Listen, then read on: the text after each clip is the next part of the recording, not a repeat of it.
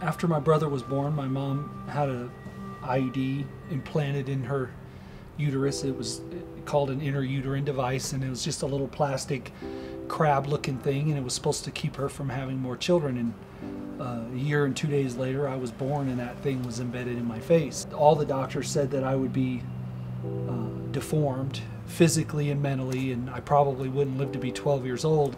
I was born January 20th, 1973, and most people will remember January 22nd, 1973, Roe v. Wade was passed. So had that ruling been passed a couple months previous, I certainly would have been aborted. I felt like I was a mistake.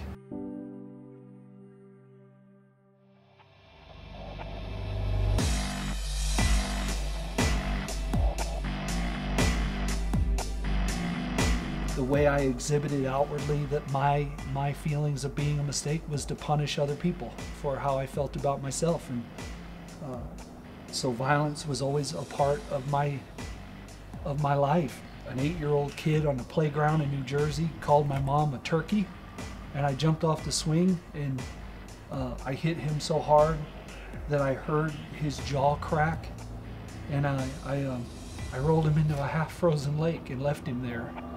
And I was 6. I got really, really good at hurting people. I lived and breathed and drank and ate violence.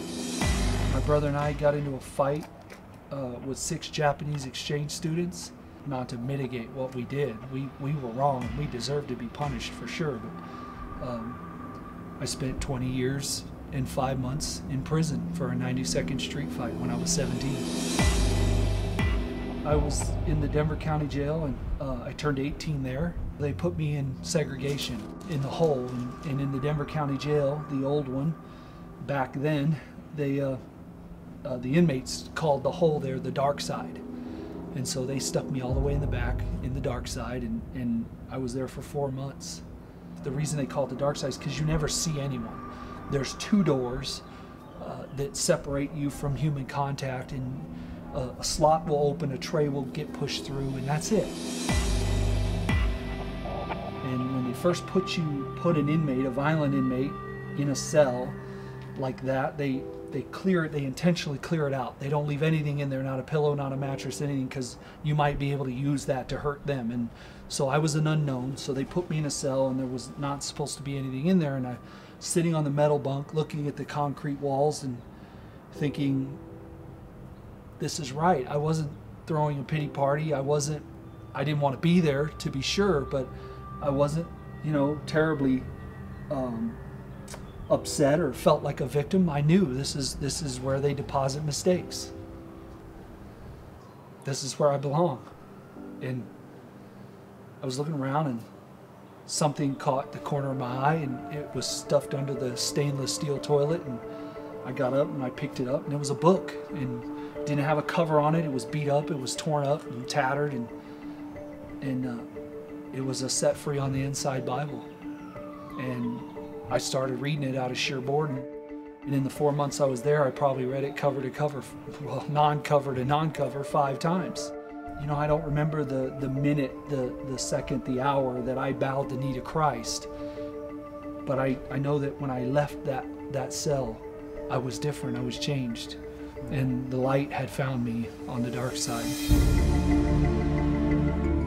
One of my greatest friends, who's still there even today, his name's Trevor, we'd bounce around theological ideas. We were always in our Bibles, and the topic that he and I were, the general topic that we were struggling with was God's sovereignty in our lives. Are we choosing our destiny, or has he already mapped it out for us?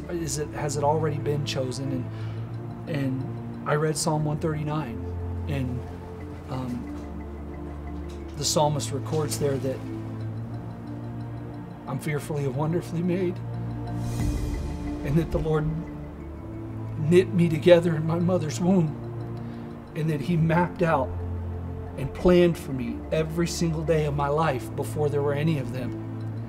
And in an instant it dawned on me, I'm not a mistake. I'm intentional. God meant for me to be, and nothing could keep me from being. Not the Supreme Court, not my own reckless behavior, not all of the violence, not prisoners, not officers. No one could keep me from being here, sitting right in this spot today. So what does the Bible mean to me? It's everything. It's all I got, and everything else will fail, but God's word will last forever. And it has literally breathed life into me, once to save me, and then once to just put everything into focus and tell me who I am and what my purpose is, and that I belong here.